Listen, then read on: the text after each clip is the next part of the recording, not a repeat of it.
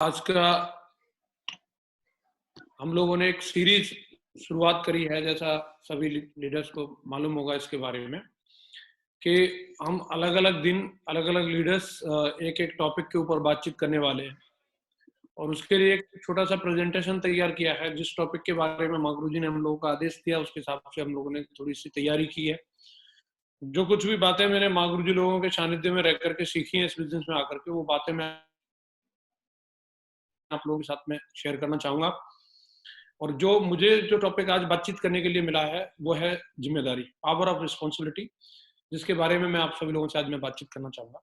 जिम्मेदारी एक अपने आप में एक बहुत जबरदस्त चीज है, और मैंने जिम्मेदारी के बारे में जो कुछ भी सीखा है, मैंने अपने ग्रेट मागुरू जी लोगों से सीखा है। मागुरू जी नरसिंह ग्रेवाल सर, मागुरू जी श्री माधव सर, मागुरू जी श्री विजय, लगातार मागुरू जी लोगों ने जो चीजें मुझे इस बिजनेस में रह करके डायरेक्टली इनडायरेक्टली मंच के माध्यम से मेरे साथ रह करके, और मुझे किस्से कहानियों के माध्यम से, ट्रेनिंग के माध्यम से जो भी चीजें सिखाई हैं, मैं वो बातें आप लोगों के बीच में डिस्कस करना चाहूंगा। और एक छोटा सा प्रेजेंटेशन है कि जिम्मेदारी का हमारे लिए क्या महत्व होता है, और इस बिजनेस में हम लोग जिम्मेदारी लेकर के अपने बिजनेस को और अपनी जिंदगी में कैसे चार चांद लगा सकते हैं। जिम्मेदारी कितनी जरूरी चीज है हमारे लिए, मैं उसके बारे में बात करूंगा। सबसे पहली चीज, जिम्मेदारी हम लोगों को क्यों लेनी चाहिए।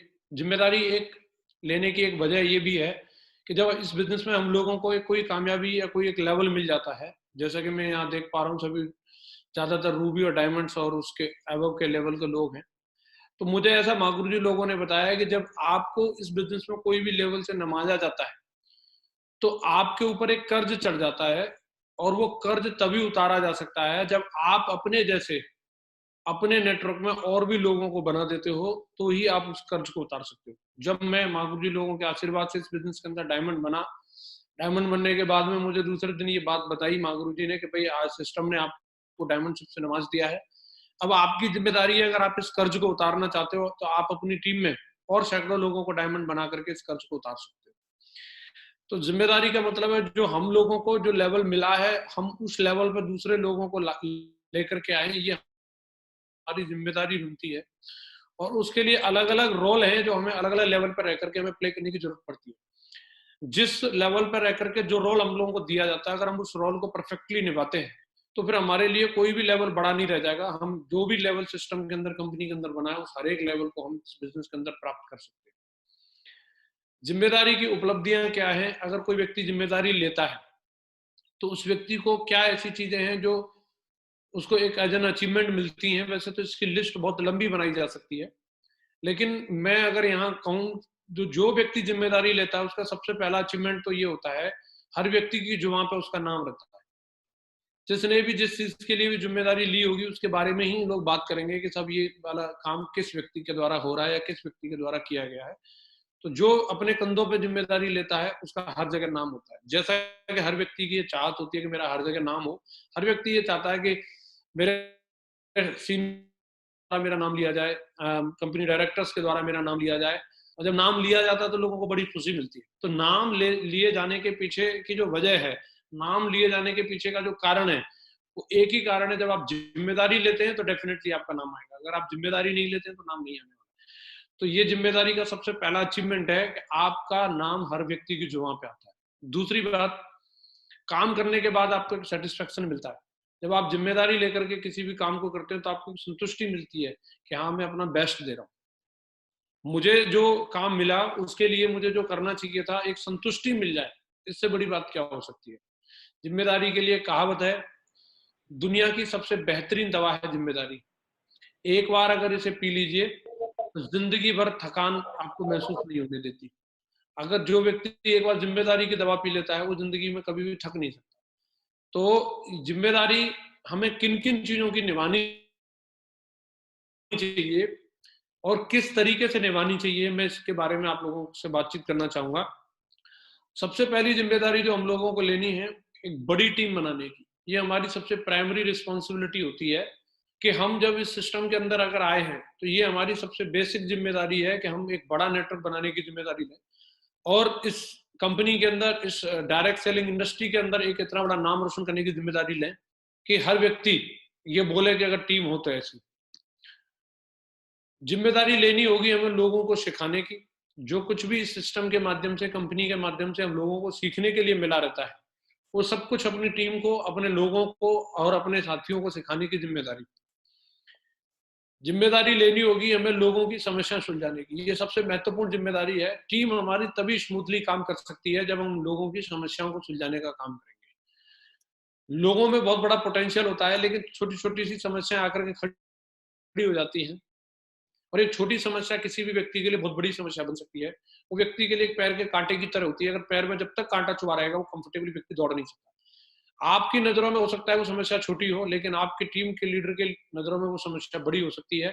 एक लीडर होने के नाते हम सब लोगों की ये जिम्मेदारी बनती है कि हम अपनी टीम को एक स्मूथ हाईवे बना करके दें, जिसके ऊपर वो दमदारी के साथ में दौड़ सके। जितनी भी समस्याएं आती हैं, उन समस्याओं को सुलझाने की जिम्मेदारी हमको खुद से लेनी चाहिए। लोगों को सफल बनाने की। अगर हम इस बिजनेस में अपने आप को ही सफल बनाने के बारे में सोचते हैं तो बहुत बड़ा काम नहीं होगा।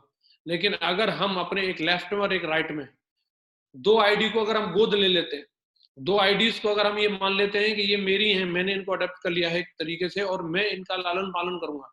अगर ये जो मेरी एक लेफ्ट वाली आईडी और एक मेरी राइट वाली आईडी, अगर इन दोनों आईडियों पर मुझे डायमंड शो करवाना है, इन दोनों आईडियों पर मुझे कैपिंग लानी है, अगर इन दोनों आईडियों पर कैपिंग नहीं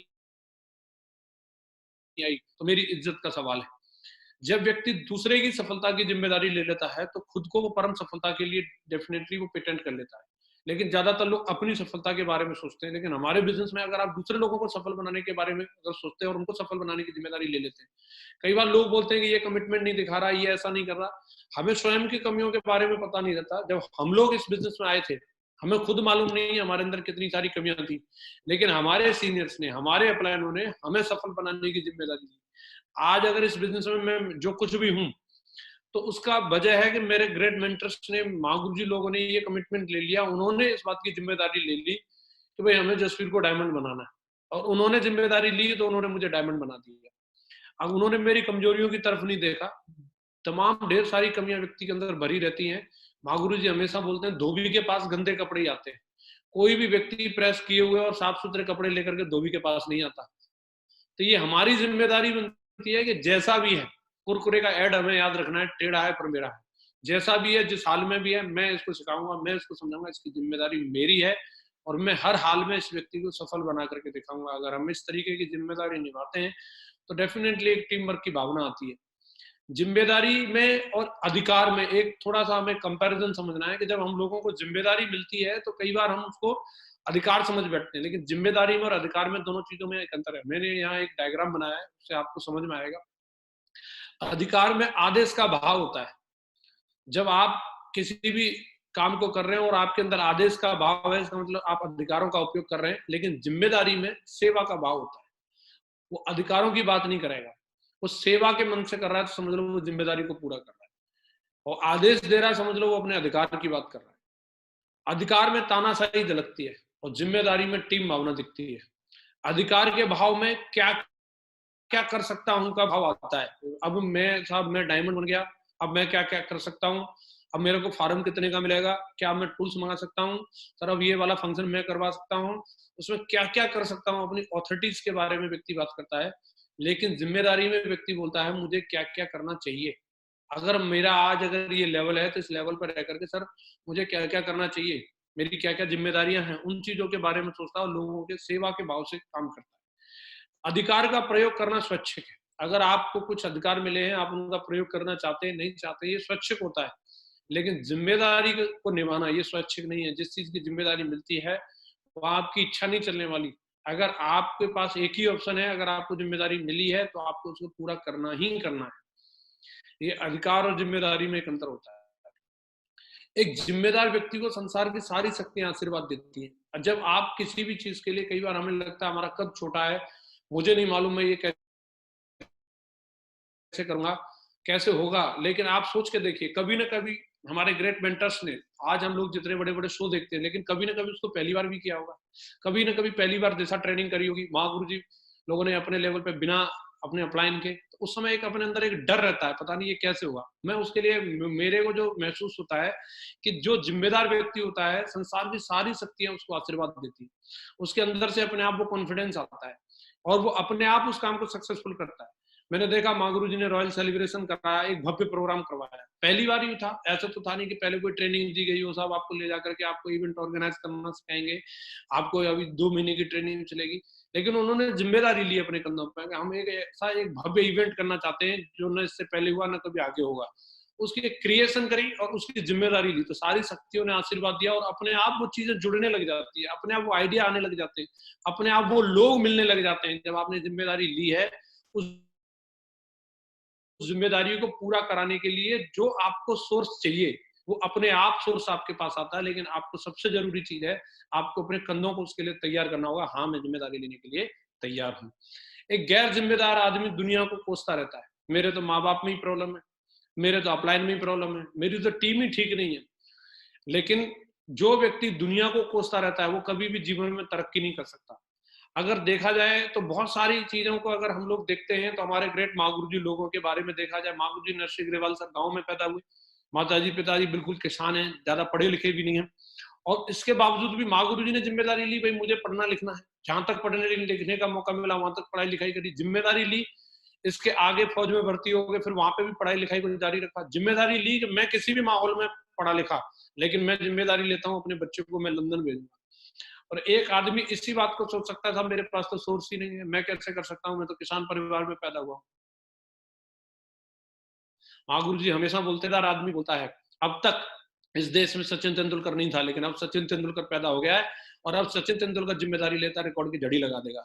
अब तक इस देश के अंदर नरेंद्र मोदी नहीं था, लेकिन अब पैदा हो गया, अब मैं इस देश के अंदर रिकॉर्ड बनाने की झड़ी लगा दूंगा। ये भाव अगर हमारी टीम के लिए हो जाए, अब तक मैं नहीं था, अब तक चाहे इस टीम में कोई रिकॉर्ड बना हो या ना बना हो, अब तक इस टीम में टारगेट हुए हो या ना हुए हो, लेकिन आज मैं इस बात की शपथ लेता हूं, अब इस टीम में मैं आ गया हूं और अब मैं इस टीम में रिकॉर्ड की झड़ी लगा करके दिखाऊंगा, टारगेट की झड़ी लगा करके दिखाऊंगा।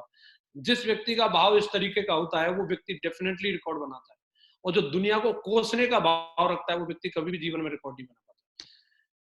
जिम्मेदारी कभी भी बड़ी या छोटी नहीं होती। कई लोग ये भी सोचते हैं कि साहब मेरे को कोई बड़ी रिस्पॉन्सिबिलिटी मिलेगी, मेरे नाम पे होर्डिंग बोर्डिंग लगाए जाएंगे, मैं वही वाला काम करूंगा। मेरा ऐसा मानना है, आपको अगर छोटी जिम्मेदारी भी मिलती है, आपको वो भी पूरी निष्ठा से निभानी चाहिए।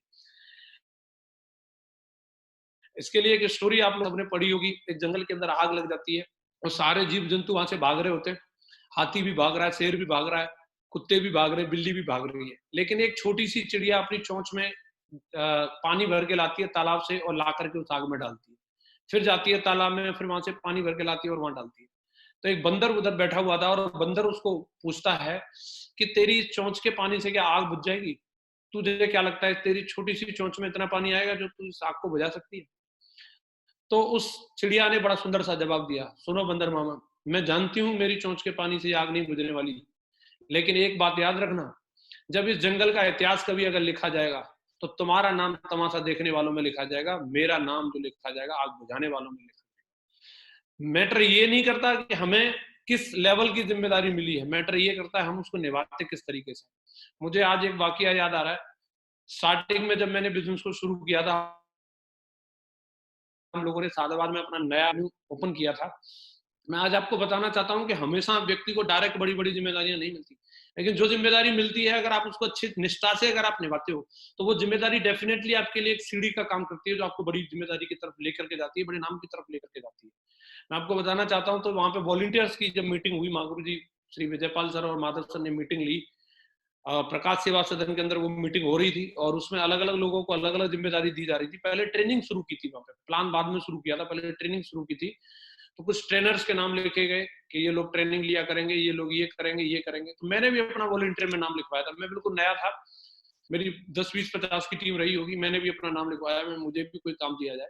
तो महागुरु जी ने लास्ट में जब देखा कि सारी जिम्मेदारियां दे दी गई, तो क्या बचा, तो मेरे को बोल दिया, भाई आपका सबसे इंपॉर्टेंट जिम्मेदारी है, आपको सबसे पहले वेन्यू में आना है और आकर के आपको ये देखना है कि कुर्सियां लगी हैं कि नहीं लगी, पानी लगा है कि नहीं लगा है, प्रोजेक्टर लगा है कि नहीं लगा है, आपकी ये जिम्मेदारी। मैंने बिल्कुल इसको बड़ी निष्ठा से स्वीकार किया और मुझे लगा ये तो बड़ी इंपॉर्टेंट जिम्मेदारी है, अगर मैं नहीं आऊंगा वेन्यू पर तो ट्रेनिंग ही नहीं होगी।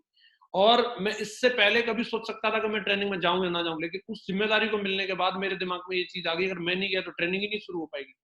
और मैं पूरी वहाँ पहुँचता था प्रकाश सेवा सदन के अंदर, वहाँ एक बुजुर्ग बाबा रहते थे और कोई नौकर भी रहता नहीं था। जैसे ही मैं उनको पूछता था कि कुर्सियाँ, तो वो बोलते थे लगा ले बेटा, तो मैं खुद ही कुर्सियाँ लगाता था। फिर खुद ही उनको पोंछता था, फिर पानी की पूछता था, पानी बोले समरसेबल चला के भर ले। फिर प्रोजेक्टर लगाता था और मैं बैठ जाता था, बोले सारी कुर्सियाँ साफ करके, बोला हाँ, अब ट्रेनिंग शुरू हो सकती है। तो इस भाव से मैं जब उस काम को लगातार करता रहता था, रेगुलर ट्रेनिंग में जाता रहता था। एक दिन ऐसा आया, मंगलवार के दिन हम लोग ट्रेनिंग करते थे, कि उस दिन ना तो माँ गुरुजी विजयपाल सर वहाँ उपलब्ध थे, माँ गुरुजी माधव सर तो कभी-कभी आते थे वहाँ पे, महीने में 1-2 बार ही मौका मिलता था हम लोगों को माँ गुरुजी की ट्रेनिंग का। सतीश सर कभी-कभी ट्रेनिंग लेते थे, राजीव भारती जी कभी-कभी ट्रेनिंग ले लेते थे। उनमें से कोई भी वहाँ पे मौजूद नहीं था। मैंने माँ गुरुजी विजयपाल सर को फ़ोन किया, मैं गुरुजी आज तो यहाँ पे कोई ट्रेनिंग लेने के लिए नहीं। तो उन्होंने पूछा कि सतीश जी आए हैं? मैंने कहा नहीं वो भी नहीं आए। बोले राजीव भारती जी आए? बोले वो भी नहीं आए। तो गुरुजी ने ऐसे ही बोल दिया, अरे टाइगर साहब इतने दिन से आप ट्रेनिंग अटेंड कर रहे हो, अब तो आप भी ट्रेनिंग देना सीख गए होंगे और आप भी ट्रेनिंग दे दो। तो अभी मेरे लिए तो ये एकदम से मैंने कहा गुरुजी क्या मैं ट्रेनिंग दे सकता हूँ? बोले बिल्कुल आप बहुत बढ़िया ट्रेनिंग दे सकते हो। मुझे नहीं मालूम माँ गुरुजी को उस समय और कोई ऑप्शन ना हो या जो भी कारण रहा हो, लेकिन गुरुजी ने बोल दिया। और मैंने अपनी टीम के एक चेले को भेजा, मैं जाकर के एंकरिंग कर आज मैं ट्रेनिंग दूँगा। और मुझे नहीं मालूम मैंने जो मेरे से बन पड़ा, आँख बंद करके मैंने पूरी दमदारी के साथ में ट्रेनिंग दी। मंच छोटा था, 15-20 लोग थे, बात इस बात की नहीं है, लेकिन मेरा जोश पूरा था। और मैंने उसको पूरा बेस्ट दे करके निभाया और उस दिन का फीडबैक माँ गुरुजी के पास पहुंचा, बोला आज की ट्रेनिंग बहुत दमदार हुई। हरिंदर सर का मेरे पास फोन आया, बोले विजयपाल सर आपको बधाई दे रहे हैं। तो मैंने उस दिन से मेरे दिमाग में एक गलतफहमी चली कि यार मैं भी ट्रेनिंग दे सकता हूँ और उस दिन से मैं भी पूरे मंच पर जा सकता हूँ। अगर मैं वहां पे रेगुलर आने की जिम्मेदारी नहीं लेता तो डायरेक्ट किसी भी व्यक्ति को एकदम से दिशा की कुर्सी पे बैठाया जाएगा, ऐसा नहीं होता। आपको पहले छोटे लेवल की जिम्मेदारी दी जाती है, अगर आप उस जिम्मेदारी को ठीक से निभाते हो तो एक दिन वो भी आता है कि आपको बुला करके बड़े लेवल की भी जिम्मेदारी दी जाती है। जिम्मेदारी हमें किन किन चीजों की लेनी चाहिए, इंडिविजुअल लेवल पर अगर हम देखें तो हमें 5 प्रकार की जिम्मेदारियों को अपने अपने लेवल पर निभाना चाहिए। सबसे पहली जिम्मेदारी जो मेरा मानना है, हमें अपनी पुरानी गलतियों से सीखने की। ये कोई और नहीं लेगा, ये हमें ही लेनी पड़ेगी। हमारे बहुत सारी ऐसी गलतियां हम लोगों से हो जाती हैं, लेकिन गलतियां करना कोई अपराध नहीं है, लेकिन गलतियों से सीख ना लेना ये अपराध है। तो ये जिम्मेदारी हमारी है। माँ गुरु जी हमेशा बोलते हैं कि किसी व्यक्ति को अकल जो होती है वो काजू बादाम खाने से नहीं आती, वो गलतियां करके ठोकर लगने से ही अकल आती है। लेकिन ठोकर लगने के बाद भी व्यक्ति अगर सबक ना ले और बार बार उसमें पैर मारे पत्थर में, तो समझ लो वो मूर्ख है। तो ये बनती है कि हमने जो गलतियां करी हैं हम उन गलतियों से सबक लें। दूसरी जिम्मेदारी हमारी बनती है कि खुद में कोई अच्छी आदत डालने की। हमारे अंदर कोई हैबिट अगर डेवलप होगी, ये कोई मिरेकल या कोई जादू नहीं है, ये हमें खुद से जिम्मेदारी लेनी पड़ती है। अगर हमें अपना वजन कम करना है या हमें अपना वजन बढ़ाना है या हमें बुक पढ़ने की आदत बनानी है, किसी भी चीज की अपने अंदर कोई अगर हैबिट डेवलप करनी है तो ये जिम्मेदारी हमारी है। कई बार हम अपने मेंटर पे, अपने कोच पे, कभी दाएं बाएं लोगों पे, कोई लोगों पे हम डाल देते हैं कि उन वो मुझे मोटिवेट करेंगे। वो मोटिवेट कर सकते हैं, लेकिन फिर भी आपको को जिम्मेदारी लेनी पड़ेगी अपने अंदर वो आदत डेवलप करने की। तीसरी बात, अपनी स्किल को बढ़ाने की जिम्मेदारी भी हमारी होगी कि आज मेरे अंदर क्या-क्या खूबियां हैं और कल मेरे को क्या-क्या खूबी होनी चाहिए। एक टाइम था कि मुझे लैपटॉप में चालू और बंद करना नहीं आता था। महागुरु जी ने मुझे दिल्ली से लैपटॉप दिलवा दिया और मैं जोधपुर जा रहा था। अब मेरे अंदर जोश तो इतना था कि मेरे महागुरु जी ने मेरे को बोला था कि आप इसे वहीं जोधपुर जाकर के चलाना, लेकिन मैं माना नहीं। मैंने ट्रेन में ही उसको चालू कर लिया और ट्रेन में चालू तो कर लिया, लेकिन मुझे बंद करना नहीं आ रहा। एक टाइम वो था कि मैं लैपटॉप में चालू बंद करना नहीं जानता था, लेकिन ये अपनी योग्यता को बढ़ाने की जिम्मेदारी मेरी थी कि अब मुझे अपनी टीम को ट्रेन करना है, तो स्लाइड कैसे बनानी है, कैसे इस लैपटॉप को ऑपरेट करना है। अब इसके लिए चाहे मुझे कोचिंग लेनी पड़े, चाहे अपने गुरुजी लोगों से पूछना पड़े, चाहे कोई भी तरीका आजमाना पड़े। मुझे हिंदी की टाइपिंग नहीं आती थी, माँ गुरुजी ने हिंदी की टाइपिंग सिखाई। जिस दिन से मुझे हिंदी की टाइपिंग आई, उस दिन से तो मेरे लिए समझ लो 4 चांद हो गए। मेरे लिए तो इतना आसान हो गया काम करना। मैं स्पेलिंग मिस्टेक होती थी, मैं अपनी बात सही कंफर्टेबली नहीं रख पाता था। लेकिन ये जिम्मेदारी हमारी है कि हम वो तरीके ढूंढें, अपनी बात लोगों तक पहुंचाने की, अपनी स्किल को डेवलप करने की जिम्मेदारी हमारी है। अपने जीवन की जिम्मेदारी, अपनी जिंदगी को अपने कंधों से, अपने आप से जीने की जिम्मेदारी और खुद को खुश रखने की जिम्मेदारी। अपनी खुशी का रिमोट कंट्रोल किसी दूसरे के हाथ में ना दें। अगर उसने दुखी का बटन दबा दिया तो हम दुखी हो गए, उसने खुश रहने का बटन दबा दिया तो हम खुश हो गए। वो रिमोट कंट्रोल हमारे खुद के हाथ में होना चाहिए और उसकी जिम्मेदारी हमें ही रख लेनी है। मुझे खुद को कैसे खुश रखना है, इसकी जिम्मेदारी हमारी होनी चाहिए। जिम्मेदारी के बारे में एक बात बोली जाती है, ट्रक के पीछे आप लोग सब लोगों ने लिखा देखा होगा, लटक मत पटक दूंगी। तो जो लोग इस बिजनेस में आधे अधूरे मन से काम करते हैं, तो समझ लो वो इस बात को समझ लें, या तो चढ़ जाओ या फिर उतर जाओ। या तो इस बिजनेस को करना है तो पूरी दमदारी के साथ करना है, या नहीं तो फिर घर बैठिए। लोगों के जीवन के साथ खिलवाड़ नहीं करनी चाहिए। इस बिजनेस में मैंने जो सीखा है, या तो करिए पूरे मन से करिए, नहीं तो फिर अपने घर बैठिए। ये एक मैसेज हमेशा से महागुरु जी लोग देते थे। एक और ट्रक के पीछे मैंने लिखा देगा, ये भी मेरे को बड़ा अच्छा लगा, जिम्मेदारी के लिए मैंने नोट किया। दम है तो क्रॉस, नहीं तो बर्दाश्त कर। दम है तो क्रॉस कर, नहीं तो बर्दाश्त कर। कई लोग जो है कंप्लेंट करते रहते हैं, मेरा अपलाइन ठीक नहीं है, मेरा ये बंदा ठीक नहीं है। तो आप जिम्मेदारी क्यों नहीं लेते? आप याद रखिए, शोषण जो होता है वो एक कहेंगे आलसी आदमी का शोषण होता है, जोशीले आदमी का कभी शोषण नहीं हो सकता। कई लोग अपना शोषण होने की शिकायत करते हैं, और मुझे जो लगता है कि अगर तेरे अंदर जोश है तो तेरा शोषण कौन कर सकता है? व्यक्ति जब खुद से जिम्मेदारी नहीं लेना चाहता और दूसरों को वो शिकायत करता रहता है। मुझे ऐसा लगता है, या तो आप जिम्मेदारी लेकर के आगे बढ़ो, नहीं तो लोगों को फिर बर्दाश्त करो। जैसा सामने वाला कर रहा है फिर आपको उसके हिसाब से चलना चाहिए। किसी कार्य के लिए अपना बेस्ट दीजिए, जो आपको जिम्मेदारी मिली है, आपको जैसा आता है।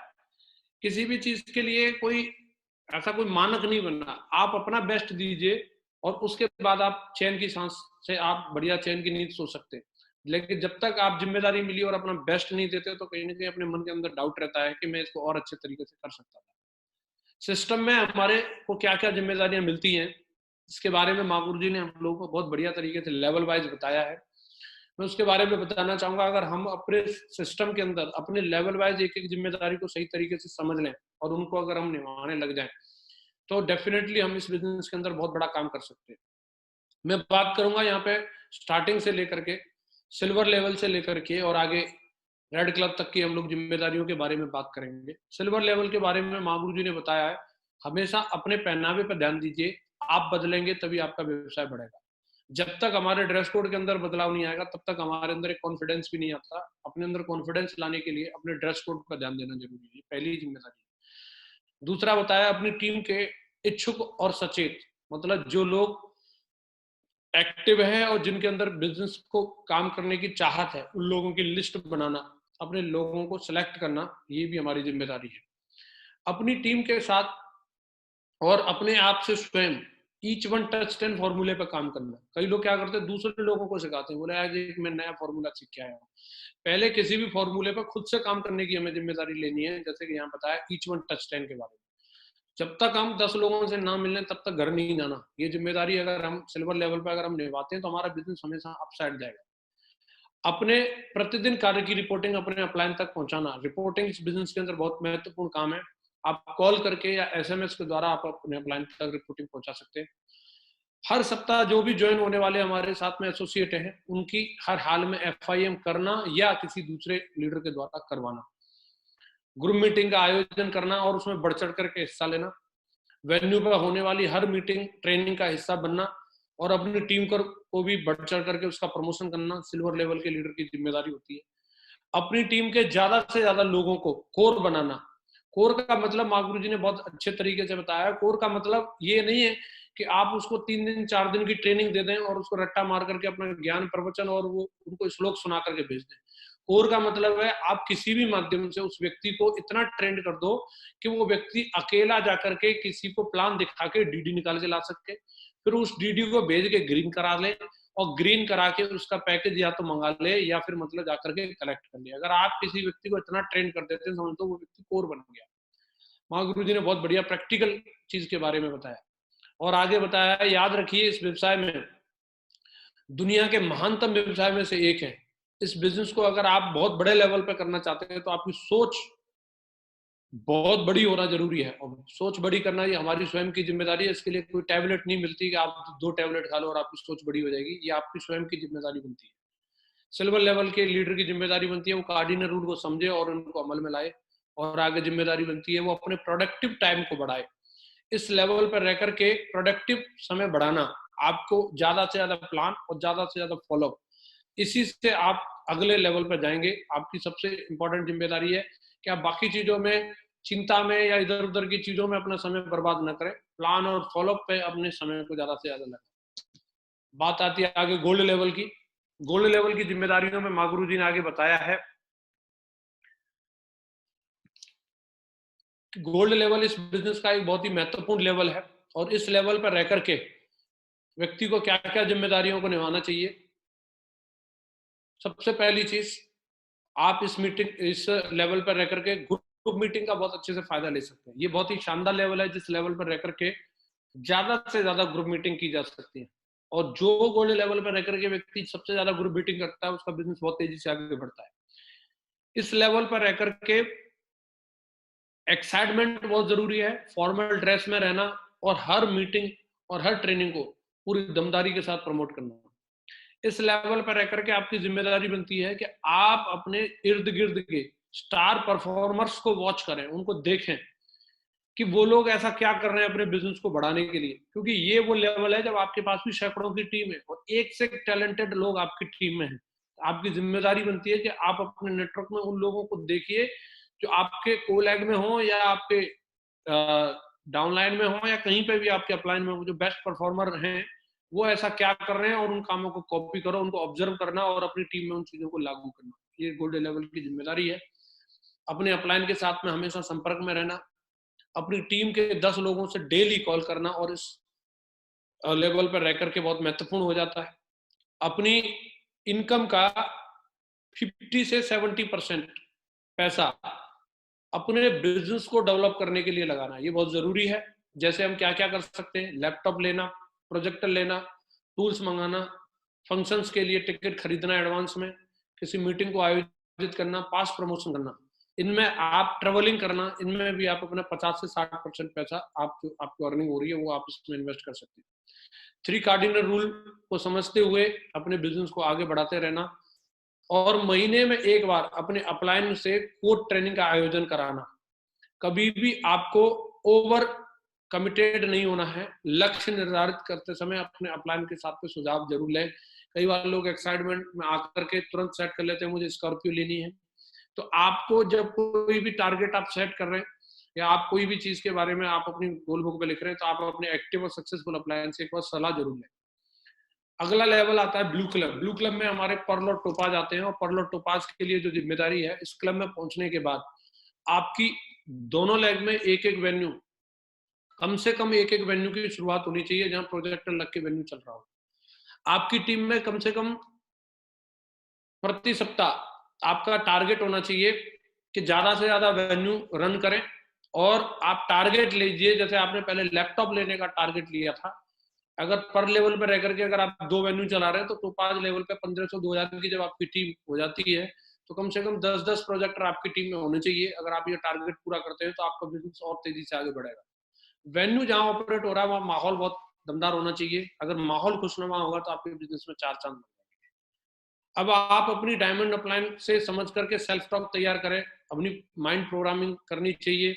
मानसिक विकास के लिए आपको किताबों का सहारा लेना चाहिए। जैसे महागुरु जी ने यहाँ कुछ किताबों के बारे में सलाह दी है, जैसे अति प्रभावकारी लोगों की 7 आदतें, मुश्किल काम सबसे पहले करें। ये 2 किताब के बारे में महागुरु जी ने, और भी कई किताबें जीता आपकी वगैरह जो बुक्स है जो आप इस लेवल पर रह करके पढ़ सकते हैं।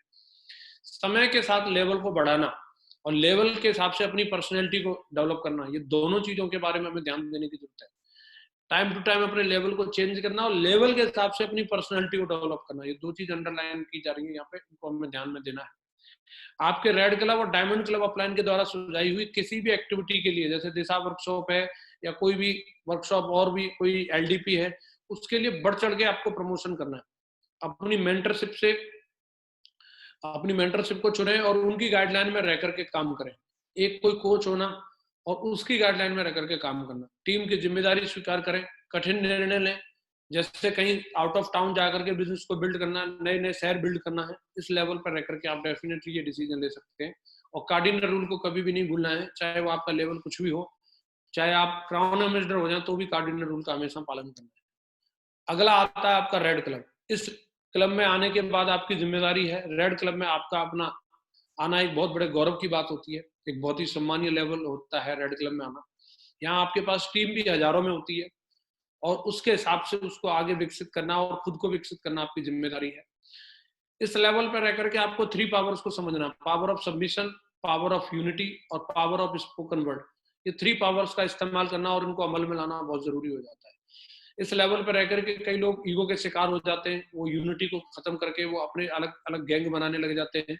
वो गैंग ना बना करके हमें सिस्टम के साथ में अटैच रहना है। इस लेवल पर रह करके बुक पढ़ने की आदत को हमें बहुत ज्यादा डेवलप करने की जरूरत है, क्योंकि लोग आपको प्रमोट करने वाले हैं और आपकी उस लेवल के हिसाब से स्किल होनी चाहिए कि लोग जब आपको प्रमोट कर रहे हैं तो आप ऐसे उदाहरण या इस तरीके की चीजें लोगों के सामने पेश कर सके जो लोगों को सोचने पर मजबूर करें। इस लेवल पर रह करके आपको माइंड प्रोग्रामिंग की ताकत को समझना है। पढ़ने के लिए किताबें भी सजेस्ट करी हैं, आपके अवचेतन मन की शक्ति, मेरा चीज किसने चुराया, इस तरीके की किताबें आप इस लेवल पर जरूर पढ़ें।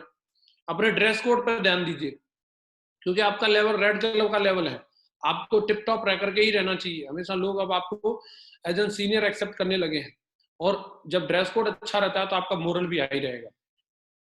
अब आपका लगातार मासिक जो प्रमोशन प्लान है और ट्रेनिंग है, उस पे आपको विशेष करके ध्यान देना है। हर महीने कोई ना कोई एक प्रमोशन प्लान, हर महीने कोई ना कोई प्रमोशन ट्रेनिंग डेफिनेटली आपके लेवल पे होनी चाहिए।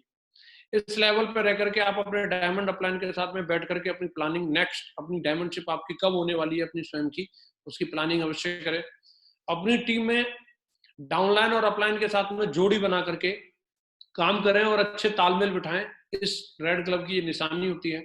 अपनी मेंटरशिप, अपने अपलाइन को प्रतिदिन रिपोर्टिंग करना। ऐसा ना सोचे मैं तो रेड क्लब में हूँ, अब तो मैं तो खुद ही रिपोर्टिंग लेने वाला हूँ।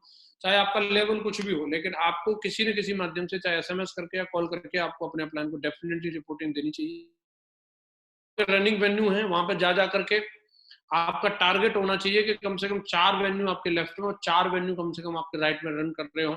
ये आपका मिनिमम टारगेट होना चाहिए। अपने प्रोडक्टिव टाइम को बढ़ाएं, आपका समय इधर उधर की चीजों में ना जाए। आपका समय ज्यादा से ज्यादा प्लान और ज्यादा से ज्यादा प्रमोशन ट्रेनिंग में आपका समय लगना चाहिए। इसके अलावा भी और भी बहुत सारी जिम्मेदारियां हमारे लेवल पर रहती हैं। समय समय पर आपके अपलाइन के द्वारा जो भी जिम्मेदारी आपको सुझाई जाती है, अपलाइन के माध्यम से जो जिम्मेदारी आपको दी जाती है, आपको उस जिम्मेदारी को निभाना है।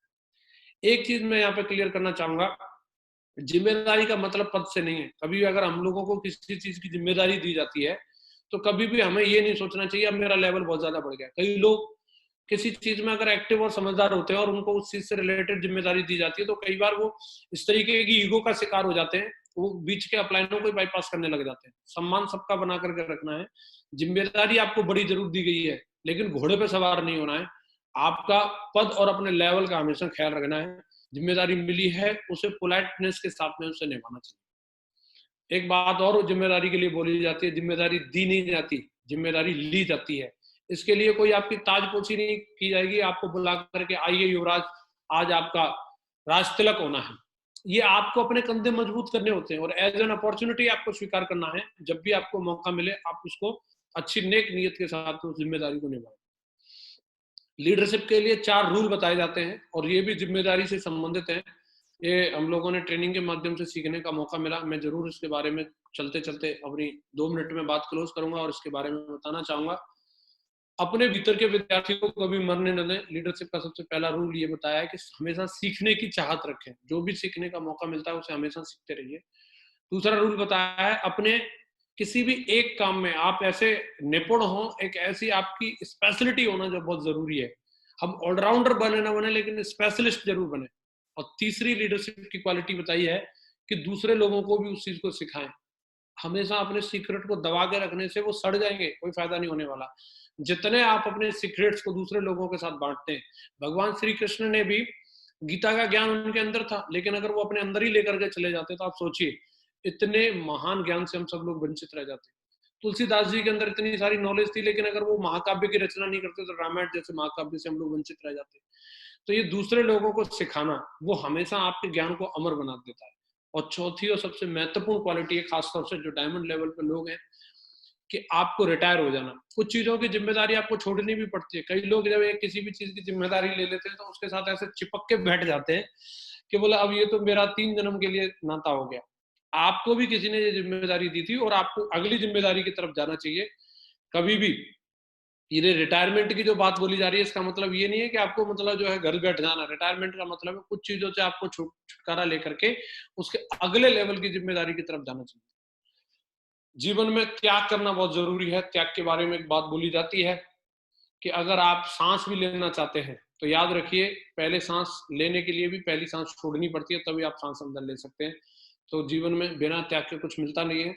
तो जो जिम्मेदारियां अगर हम दूसरे लोगों को ट्रांसफर नहीं करेंगे, दूसरे लोगों को अगर हम मौका नहीं देंगे, तो फिर ये सिस्टम आगे उस तरीके से बढ़ नहीं पाएगा। अगर माँ गुरु जी लोगों ने हम लोगों को जिम्मेदारी दी नहीं होती और हमने आगे जिम्मेदारी नहीं दी होती, तो शायद इतना बड़ा काम नहीं हो पाता। आज अगर मेरी टीम इतनी बड़ी बनी है तो मैं अकेला ही सब काम नहीं करता, मैंने दूसरे लोगों को भी जिम्मेदारियां दी हैं और वो लोगों पर भरोसा किया है। कई बार हम लोगों को लगता है मैं ही सुपरमैन हूँ, सारे काम मैं ही कर सकता हूँ, लेकिन ऐसा नहीं है। हमसे बढ़िया काम करने वाले भी और भी लोग हैं, लेकिन एक बार दूसरे लोगों को जिम्मेदारी दे के तो देखो। आप लोगों से आज मुझे बातचीत करने का मौका मिला, माँ गुरु जी ने मुझे ये शुभ अवसर दिया। जो कुछ भी मैं इस बिजनेस के माध्यम से टूटी फूटी बातें आप लोगों से कर सकता था, मैंने करने की कोशिश करी है। अगर इसमें मेरे से कोई गलती रही हो तो मैं उसके लिए क्षमा प्रार्थी हूँ। और मैं उम्मीद करता हूँ अगर ये जो चीजें मैंने आज आप लोगों से डिस्कस करी हैं आपके बिजनेस को बढ़ाने के लिए आपके काम आएंगी। और आपको अगर अच्छा